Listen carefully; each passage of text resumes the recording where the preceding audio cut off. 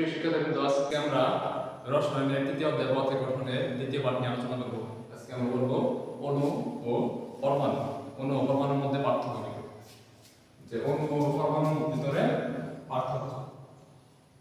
অণু ও পরমাণুর ভিতরে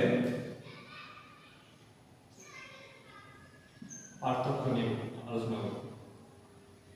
পার্থক্যগুলো কি কি? যে এক নাম্বার, যে আমরা প্রথম পার্থক্যটা আমরা করতে পারি যে অণুর সংজ্ঞা দিতে পারি এবং পরমাণুর সংজ্ঞা দিয়ে শুরু করতে পারি। অণু কি বা পরমাণু কি? যে অণুর ক্ষুদ্রতম অংশকে বলা হয় পরমাণু, অণুর ক্ষুদ্রতম অংশকে কি বলা হয়? পরমাণু। তাহলে লিখি আমরা যে অণু ক্ষুদ্রতম অংশকে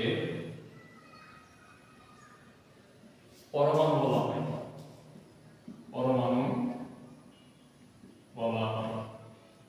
অণুর ক্ষুদ্রতম অংশকে কি বলা হয়? পরমাণু বলা হয়। আর অণু কাকে বলে? এক বা একাধিক পরমাণু পরস্পরের সাথে যুক্ত হয়ে যে বন্ধন সৃষ্টি করে তাকে বলা হয় অণু। আর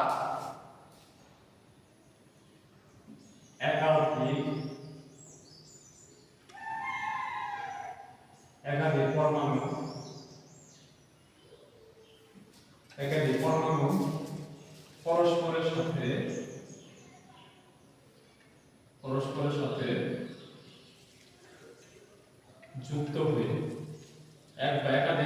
পরস্পরের সাথে যুক্ত হয়ে, এক বা একাধিক পরমাণু পরস্পরের সাথে যুক্ত হয়ে যে পদার্থ সৃষ্টি করে, যে পদার্থের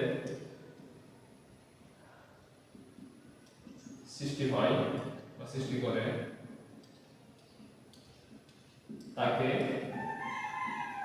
অণু বলে। তাকে কি বলে? অণু বলা হয়। তারপর দুই নাম্বার, যে পরমাণু একক অবস্থায় থাকতে পারে। পরমাণু একক অবস্থায় থাকে। পরমাণু একক অবস্থায় থাকে বা একাক অবস্থায় থাকে, কিন্তু অণু একক অবস্থায় থাকতে পারে না। একক অবস্থায় থাকতে পারে না।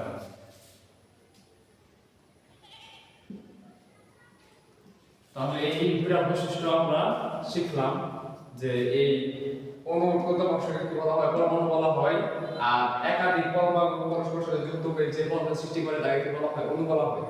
আর পরমাণু একক অবস্থায় থাকে, কিন্তু অণু কি একক অবস্থায় থাকতে পারে না।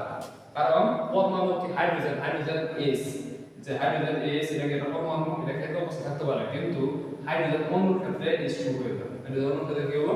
H2 হয়ে যাবে। তাহলে আজকে আমরা যে কোনো পাঠ্য করলাম, যদি থাকলে কমেন্ট বক্সে কমেন্ট করে আমাদেরকে তোমরা কি জানাই দেবে। সকলকে আসসালামু আলাইকুম।